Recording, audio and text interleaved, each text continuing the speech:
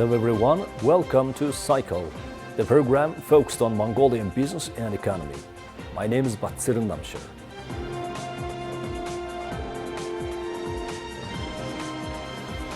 Mongolia and the United States of America established diplomatic relations in 1987.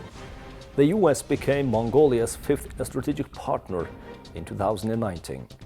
Mongolia describes the United States as one of the most important third neighbor.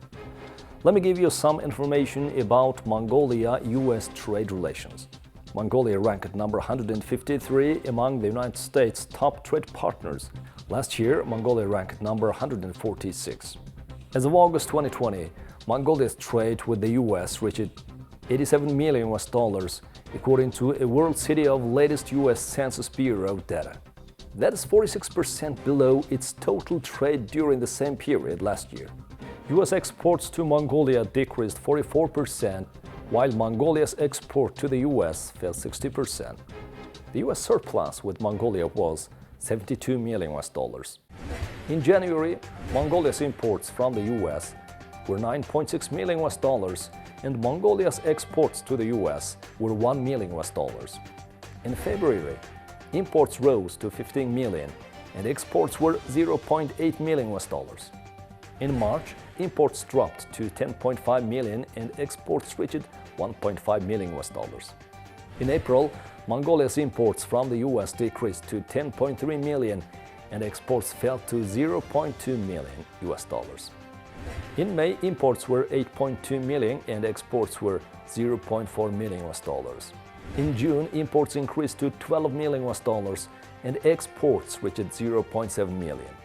In July, imports went down to $6.1 million and exports increased to $1.7 million. In August, Mongolia's imports from the US were $8.4 million and exports to the US were $1.5 million.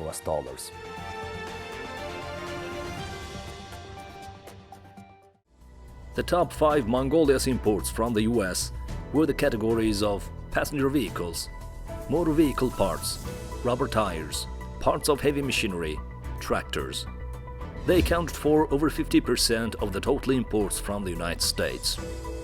The top 5 categories of Mongolia's exports to the United States include sweaters, pullovers, vests, knit or crocheted, meteorological, hydraulic and survey equipment, returned exports without change, feldspar, lucite, nepheline and cyanide, miscellaneous machinery for moving, grading. They accounted for 59% of all Mongolia's export to the United States. Michael Klachaski, US ambassador to Mongolia, is quite hopeful that the Parliament of Mongolia and the new government would take important steps to improve the investment climate in the country. I think one of the most important things to stress isn't so much the current situation, which you have to deal with, but also looking ahead, not only when the COVID situation is over, but in the future, to things like investment climate. And I know that the Parliament is working on things like that. We very much support and hope that the Parliament takes the important steps necessary to make it, to improve an investment climate there's always room for improvement in the investment climate. And that's one of the things we're really focusing on a great deal. So obviously we're hopeful. You've got a new Parliament working, you've got a new cabinet full of energy, and we're very much hoping that this will produce good results. From the point of view of the United States, the US government is working very closely with Mongolia now. You know, I think, and your listeners probably know, that there's a strategic partnership that really has substance. It's in a whole range of areas, and not only the economic one, but the economic one is very important. So we're having dialogue, a great deal of dialogue now with the Mongolian side, our government, your government, to find ways to increase a cooperation that's been good, but where there's a lot of room to increase that cooperation. And there's a lot of American interest in Mongolian business, but also the US government is looking at ways to be helpful in some of the key areas that your own government has defined. things like agriculture, finding ways to make your economy more independent in a way, I guess you'd say, and being able to process more things in Mongolia rather than export everything abroad or export so much abroad. So that's kind of how we're going at the problem, and we're very hopeful right now. The mining sector accounts for 25% of Mongolia's GDP, about 90% of total export, over 30% of the budget revenue, and over 70% of the country's foreign direct investment. It shows how the economy is dependent on the mining industry. Ambassador Klachaski shared with us his thoughts on diversifying the Mongolian economy. I think that Mongolia is very much focusing on finding ways to diversify its economy. And your government has taken some very concrete steps in that regard. I know that the area of agriculture is one of those areas where you're trying to diversify to lessen your reliance on foreign imports of agricultural products. So that's important. I'm very impressed, even though this is a little bit of a paradoxical moment to talk about tourism when there are no foreign tourists able to come. But the notion of developing infrastructure for tourism is, I think, is a very proper one, because tourists will be returning here to Mongolia as soon as it's possible. There's a great deal of interest. I can speak for the United States, but I think it's true more broadly. There's a great deal of interest in visiting Mongolia. So again, I think that's something that your government's working on, and we're trying to be as supportive as we can be in a number of ways that I can describe to you if you wish, but we're really trying to be helpful in both those areas and many others that are not necessarily mining related, but mining is also obviously important. Oyu Tolgoi remains an tremendously important project for you, not only economically, I think, but in terms of the international community seeing whether Oyu Tolgoi can proceed in a smooth way or not. I think that sends an important signal to the world about the investment climate more generally. We also asked Ambassador Klachaski about the importance of the Mongolia Third Neighbor Trade Act and its progress.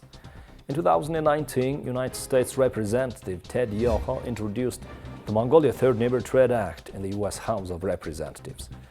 The legislation would allow certified Mongolian cashmere products duty-free and quota-free access to the United States, creating great potential for growth in Mongolia's cashmere and textile industry. A new page will be turned in bilateral economic relations if the U.S. Congress passes the bill.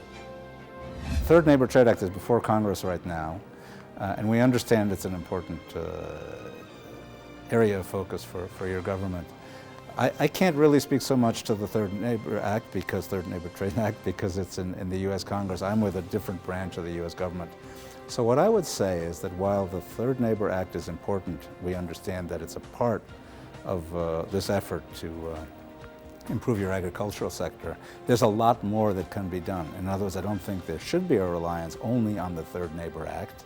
I think over-focusing on that kind of misses a lot of the other effort that your government is taking, by the way, in its own right, and that we ourselves are trying to help with. So let's take the example of Kashmir. So the Third Neighbor Trade Act is obviously focused on Kashmir. But while we, the executive branch of our government, can't really influence that, it's before Congress, we're finding other ways, things like branding, to strengthen your Kashmir sector. And that's something important, I think, as well, because it's been proven all over the world that when a brand is effective, is persuasive, it allows for more sales at higher prices abroad. And I think that's one of those areas that we're focusing on to be constructive, regardless of what happens to the Third Neighbor Act, because that's out of our hands, so to speak, of our embassy hands, out of the State Department's hands. So we understand where you're coming from, but we're trying to find other ways and trying to make it clear that that's only one area in a very broad sector where we can be helpful, and we are being helpful, and we really are trying to be helpful in the agricultural sector, as in others as well.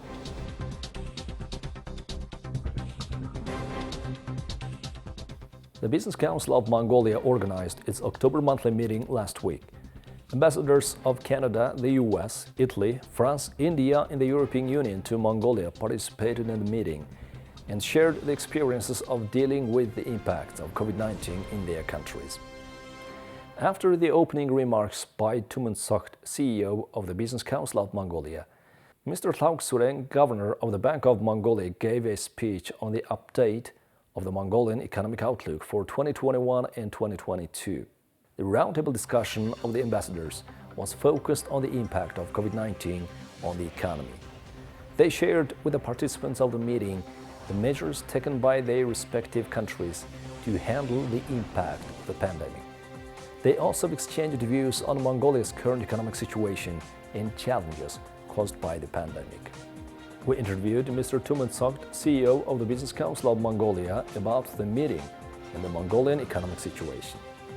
First of all, could you tell us a bit about the purpose of the October monthly meeting? Thank you. And Business Council of Mongolia organized the October monthly meeting, and then it was quite important meeting after many months of delay because of the pandemic, COVID-19. And then this time we organized with the purpose of holding two sessions. First one is roundtable of ambassadors, and then we have participation of 6 ambassadors. And then the focus was really about how countries are dealing with the impacts of COVID pandemic, and then what will be the way forward after the post-COVID environment. And then also we had update from Central Bank, Mongol Bank Governor, Mr. Thaugsuren, and then economic outlook for 2021 and 2022 looks quite positive with the key commodity experts and this market outlook for key Mongolia commodities such as coal and copper are quite positive. So I think it leaves quite a positive and environment for businesses to work on future projects. And then also this monthly meeting really comes after the political cycle, after the elections, parliament elections and local elections. And then the new government of Mongolia also adopted this government action plan for 4 years. And then also Parliament approved Vision 2050. So it's quite timely monthly meeting really to look at what happened with the economy because of the impacts of COVID-19 and then post-COVID situation and economic outlook for next year. And then also we have a quite interesting panel on green economy and the green finance. What would be the conclusion of the meeting? I think it's a very important takeaway for businesses is that we would remain cautiously optimistic, and then I think this COVID impacted, this social distancing impacted situation really gives a very good time, as you will, to prepare for the next cycle of growth, and then prepare new projects for investments. And then also roundtable also touched about grey list, and then what government of Mongolia is doing, what measures have been undertaken to exit from grey list status. What are the main challenges for the businesses are facing here in Mongolia during the COVID? I think main impacts are that many businesses, especially in service sector, tourism and mining, really have impacted and to some extent contracted in terms of growth because of the lost revenues, because of the COVID constrained situation. But in regard in overall, I think the government of Mongolia has done a quite good job in terms of managing COVID and pandemic situation. And then, as you know, Mongolia is one of the few countries has very contained virus, and then with no spread within the country and no mortality rate. How do you see the current economic situation in Mongolia, and what measures should be taken immediately by the government to support private sector, especially small and medium-sized enterprises in Mongolia? We just have heard from a Mongol Bank governor that this expected economic growth for this year will be around negative 2%, but actually next year's economic outlook looks quite positive. The expectation is that, and international financial institutions also predict that the Mongolian economy will grow at 4 to 5%. So I think this really also gives to some extent optimism, that the economy will grow, and then more services and more businesses will have their revenues growing. But in the meantime, it's quite important that small and medium enterprises need support in terms of getting their services and goods purchased by the big projects. And then for your information, for example, the government also has done very good jobs in terms of advancing railway developments. As you know, big 2 railway projects are undergoing from Tawantolga to Zumbayang and then Tawantolga to Qashunsukat. Also, one of the big mining projects, Oyutolga, has been advancing quite well with underground mine construction and development.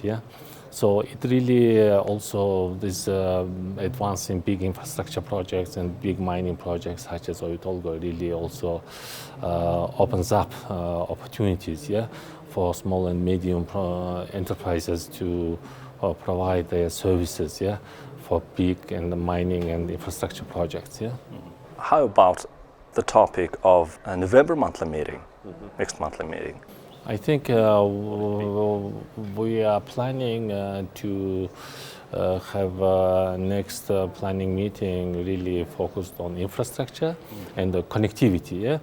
As you know, as public aware that, for example, there is a big project about a gas pipeline going through Mongolia, and then Mongolian state holding company Erdeniz Mongol has signed this MOU with Gazprom from Russia to start relevant feasibility studies related to gas pipeline going through Mongolia. And then also this in terms of regional connectivity, China, People's Republic of China is also has initiated Belt and Road project, and then the projects related to economic corridor. So it's also having a good momentum to advance. So I think we are planning to have a next monthly meeting, most probably related to this regional infrastructure and connectivity in relation to initiatives from our 2 neighboring countries. Well, this has been Cycle, the program focused on Mongolian business and economy. Thanks for watching, and see you next time.